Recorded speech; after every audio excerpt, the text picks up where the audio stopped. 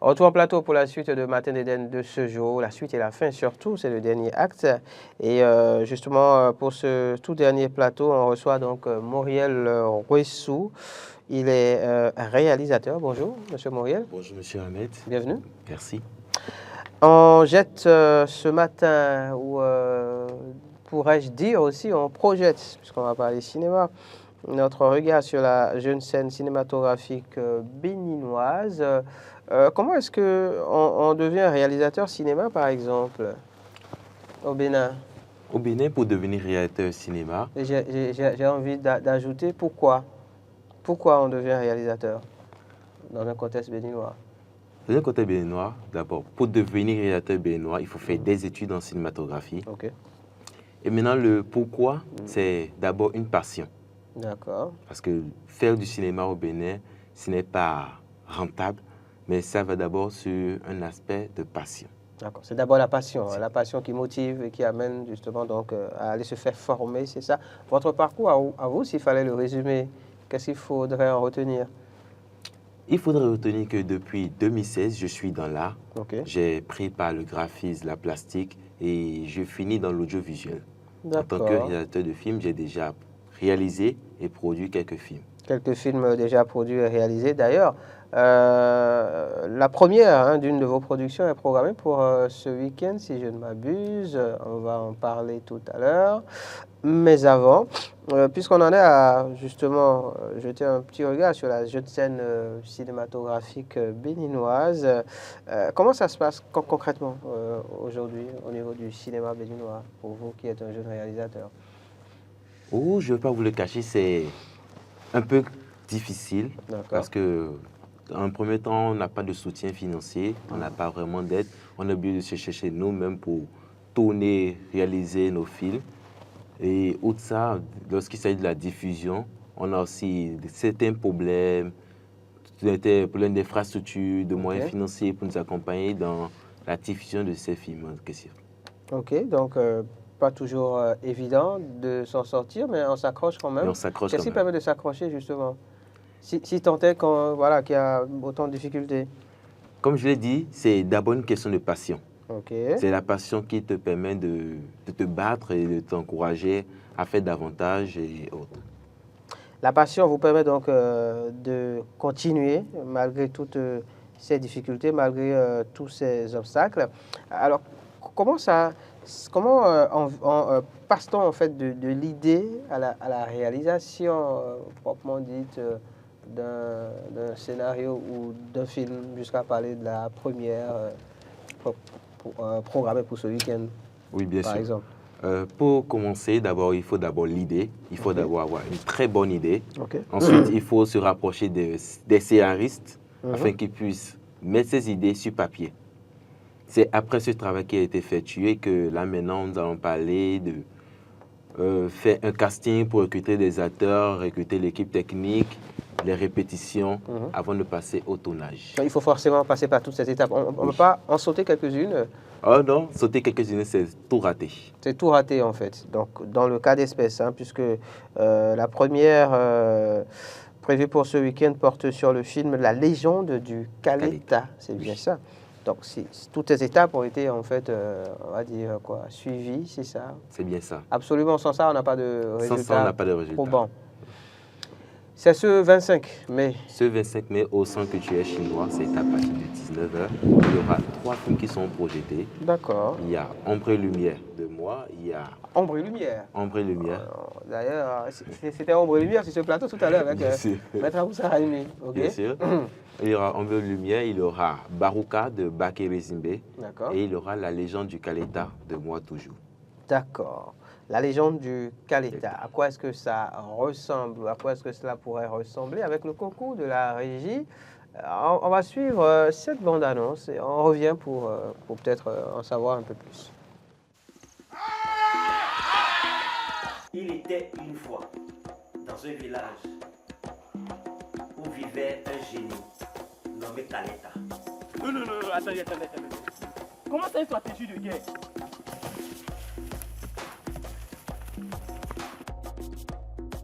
Comment tu vas mettre avec toi, en tout cas, fais-le, nous allons aussi. Bon, nous, il manque aussi un lot. Ah, comme là, vous trouvez l'eau. La légende du Caleta. Quelle est cette histoire? Quelle est-elle, cette fameuse légende du Caleta? D'abord, nous avons pris par un constat, nous avons remarqué que très peu de personnes connaissent l'histoire du Caleta. Ok. Donc, nous avons écrit... Le Caleta, qu'est-ce que c'est d'ailleurs? Le Caleta, c'est un génie de la forêt, c'est un génie. Ok. C'est la danse que les enfants, nous voyons souvent en fin d'année, il y a des enfants qui se réunissent, qui tapent Caleta, Caleta, go. Oh. Un masque. C'est un Voilà, masque. c'est un On masque. porte un masque et puis il y a, Exactement. il y a de la chanson, il y a de la danse qui accompagne tout ça. Exactement. Avec de la déambulation donc, dans les rues. Laurent Roland-Toninquet, justement, qui est avec nous en plateau, qui a changé de position entre-temps. D'ailleurs, enfant a beaucoup fait Caleta, forcément. Forcément, vous avez porté ce masque. Quand on est initié, on ne dit pas qu'on a fait Caleta. Alors, on dit quoi? Ça prouve que vous êtes né à Cotonou et Ben que oui. vous ne connaissez rien de... Et je l'assume. Alors, qu'est-ce qu'on dit en tant qu'initié? Je n'ai pas fait Caleta. Le Caleta, c'est comme il a dit, c'est des génies. D'accord. Et ça sort de la forêt. Et donc après, les enfants viennent taper pour jouer pour le Caleta danse. Donc on ne sait pas qui fait le Caleta. On ne sait pas qui fait. Donc vous avez chanté pour le Caleta, vous avez dansé pour le Caleta, mais vous n'avez pas fait Caleta. Je n'ai pas fait Caleta. D'accord. Ça finira par passer de l'ombre à la lumière. Ça finira par se savoir. Donc oui, cette histoire, le Caleta, donc voilà, c'est ce masque. Enfin, communément, c'est ce qu'on entend par là. Hein. C'est plus qu'un masque. C'est plus qu'un masque. Oui. C'est plus qu'un masque. Je ne veux pas utiliser le thème fétiche, mais c'est un génie de la forêt. C'est un génie, de c'est la une forêt. identité carrément de la forêt. Donc, dans le film, nous avons mis ça en avant. Nous avons mis aussi en avant de la danse traditionnelle. D'accord. Nous avons mis en avant le conte, les histoires et plein d'autres. D'accord. Je reviens sur la question du pourquoi. Pourquoi un film sur justement la légende du Caleta? Pourquoi le film? C'est d'abord pour apporter à nous une idée de ce qu'est peut être le Caleta. D'accord. Nous avons apporté une explication à différentes questions. Qu'est-ce que peut être le Caleta? D'où vient le Caleta? C'est quoi? Tout ça. Nous, on apporte une hypothèse. Est-ce que c'est archivé finalement l'histoire du Caleta? Non. En réalité, parce qu'en réalité, ça, vous réalisez un film dessus, c'est pour que la postérité, après, parce que malheureusement, nous perdons une partie de notre histoire. Et donc, si vous réalisez un film, peut-être que vous voulez archiver cette histoire pour que demain, la prochaine génération puisse savoir, connaître l'histoire. Non, comme je vous dis, nous, on apporte une hypothèse. Vous pouvez vous lever aujourd'hui. C'est votre manière à vous de voir les Caleta. Ce n'est pas un film réalisé sur de l'histoire racontée, c'est ça? Non. Ok, d'accord. Puisque, en somme, on n'a pas l'histoire racontée. Tout ce qu'on sait, c'est que ça vient du Brésil et que ça a été voyagé depuis les esclaves. Les esclaves faisaient ça pour pouvoir se rappeler, en somme, de l'Afrique. Tout ça. Donc, tout ce qu'on sait, c'est que ça a émigré de là-bas vers ici. Vers ici, d'accord. Maintenant, par qui, comment, autre, on n'a pas encore beaucoup d'interrogations. Et le film n'y répond pas forcément non plus. Mais est-ce que quand même, vous avez mené une certaine démarche envers les gardiens du temple, comme on les appelle? Parce que vous êtes assez jeune quand même. Je ne sais pas si, après, vous permettez que je parle ainsi, vous êtes assez jeune pour connaître cette légende donc, du Caleta. Est-ce qu'il y a une démarche qui a été menée en direction, justement, des gardiens du temple pour s'enquérir un peu d'une partie de cette légende en tout cas? Oui, il y a une démarche physique qui a été menée, il y a aussi une démarche de recherche. D'accord. Nous avons effectué des recherches via le net, tout ça. C'est ce que je vous parlais. Si les sables sont brisés, on ne peut pas faire le travail. Donc on a fait ce travail, on a aussi vu des gardiens du temple qui nous ont expliqué, qu'ils ont donné beaucoup plus de détails. D'accord. Et c'est en fonction de tout cela donc que on a conçu ce film. Ce film a été réalisé. Oui, qui a financé la production du film? Comment on finance ce genre de projet? Si j'ai un projet, généralement, les projets béninois sont financés. C'est de l'autofinancement. Ok, autoproduction. Vous projetez au Centre culturel chinois? Oui. Et vous n'avez pas eu de soutien de là-bas? Non, le Centre culturel chinois nous a été un grand soutien parce qu'il nous offre la possibilité de projeter. La première. C'est juste la projection qui nous accompagne. Donc c'était de l'autofinancement uniquement? Oui. D'accord, c'est assez osé quand même. Ça coûte combien, enfin si c'est pas trop indiscret, ça coûte combien de réaliser un film comme ça? C'est quoi le format? Ça, c'est un court-métrage de 35 minutes 25. 35 minutes 25 secondes, d'accord.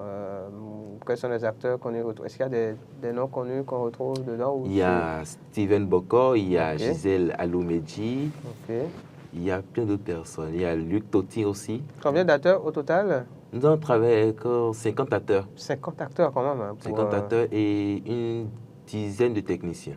D'accord, donc on est autour de la soixantaine ou un peu plus pour toute l'équipe. Disons 110 toute l'équipe. 110 personnes quand même.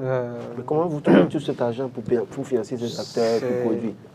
Voilà, parce que vous êtes jeune. Je suis jeune. Comment est-ce que vous trouvez l'argent? C'est pas un crime de jeunesse non plus. Hein. Non, justement, mais jeune, hein, mais bon. Oui, mais ça peut nous permettre nous autres d'avoir les financements. Ben oui, voilà. Partagez avec nous le secret. D'abord, pour ce film, j'ai eu la chance. J'ai eu des soutiens de mes frères qui m'ont soutenu. Et j'ai une politique, c'est de comment faire. C'est que j'ai besoin de ça. Au lieu d'investir dans ça, je trouve la personne qui l'a et on essaie de s'arranger, comment aider en échange. D'accord. Vous faites des échanges de services. Des échanges de services principalement. Échanges de marchandises. Donc ça permet de réduire aussi les coûts financiers. D'accord. Le film sera donc projeté, enfin, va connaître sa première le 25 prochain. C'est le samedi, c'est ça? Oui, c'est samedi. À quelle heure? On rappelle tout ça? C'est samedi à 19h au Centre culturel chinois. Samedi, 19h, Centre culturel chinois. Ces 3 films au total, dont Ombre et Lumière, vous en parlez tout à l'heure. Il y en a un deuxième, puis le vôtre, La légende du Caleta, une réalisation donc de Mauriel Roissou, comme on peut le lire là. À l'antenne. Pourquoi avoir opté pour une femme comme tête d'affiche? Est-ce que les femmes, justement, participent au rite du Caleta? Non, les femmes ne participent pas généralement au rite du Caleta. Mais pourquoi une femme? C'est parce qu'elle fait partie des actrices principales du film. Et outre ça, si vous suivez le film, vous allez mieux comprendre qu'elle a joué un rôle clé dans la réalisation de ce film. Une manière de la mettre aussi en valeur. Voilà. L'échange de services. L'échange de services, une fois de plus. La légende du Caleta, c'est donc en première ce samedi du côté du Centre culturel chinois. C'est à Cotonou et c'est à 19h. Qu'est-ce que vous auriez envie de dire pour peut-être inviter les uns les autres à faire le déplacement ou, je sais pas, un appel?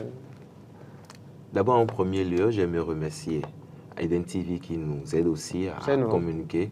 Et aussi, j'aimerais inviter les cinéphiles béninois à venir sur ces films, car je vous promets, ce sont des pépites. Ce sont des pépites, hein, comme vous le dites. La légende du Caleta est une pépite que vous projetez donc ce week-end. Quelle est la suite que vous entrevoyez à tout ceci?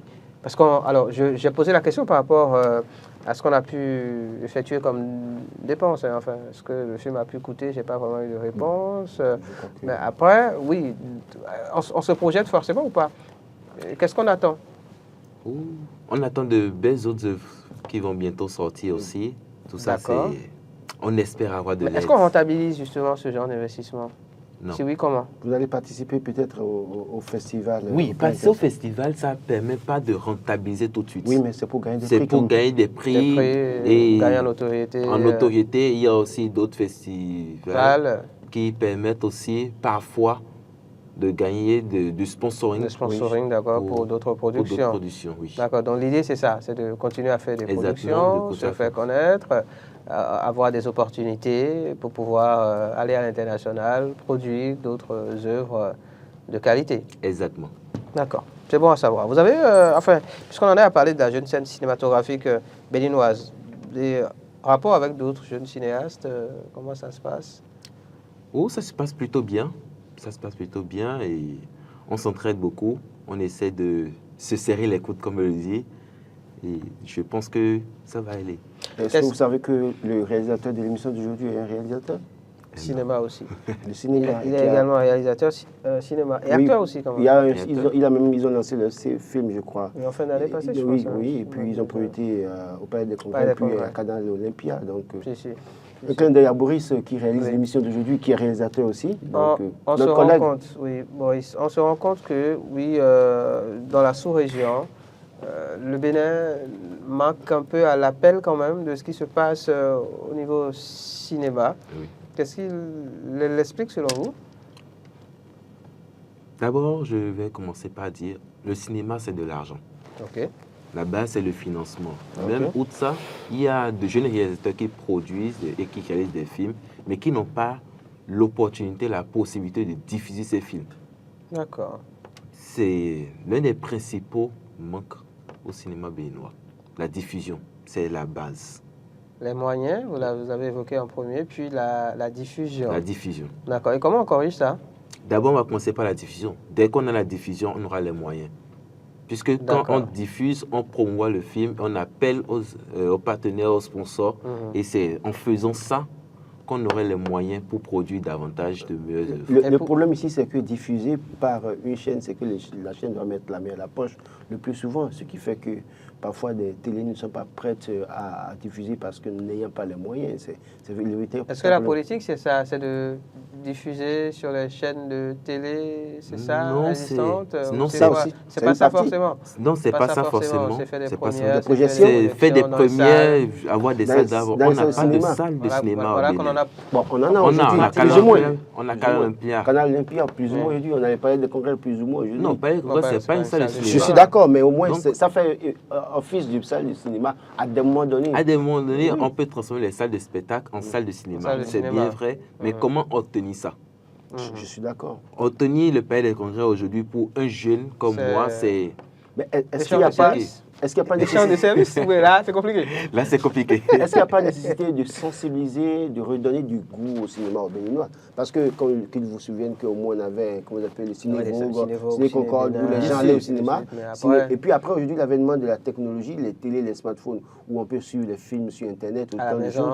Les gens ne perçoivent plus la nécessité d'aller s'asseoir dans une salle pour suivre un film. Donc, est-ce qu'il n'y a pas nécessité de rééduquer les Béninois au cinéma? Oui, c'est la base. Et comme je disais, pour faire ça, c'est d'abord les salles de cinéma. Il n'y a pas l'infrastructure nécessaire pour la diffusion. Est-ce que ce n'est pas aussi une question de qualité? Parce que, comme l'évoquait Laurent, aujourd'hui, on a accès à des films produits un peu partout à travers le monde, que ce soit des films américains, des films, je sais pas moi, anglais, des films français, des films japonais et autres. Donc on a accès à tout ça sur les téléphones et parfois quand on les suit, quand on se met à comparer avec ce qui est produit au plan local, on se dit, oula, en termes de qualité, c'est pas forcément la même chose. On ne peut pas comparer un film béninois à un film américain.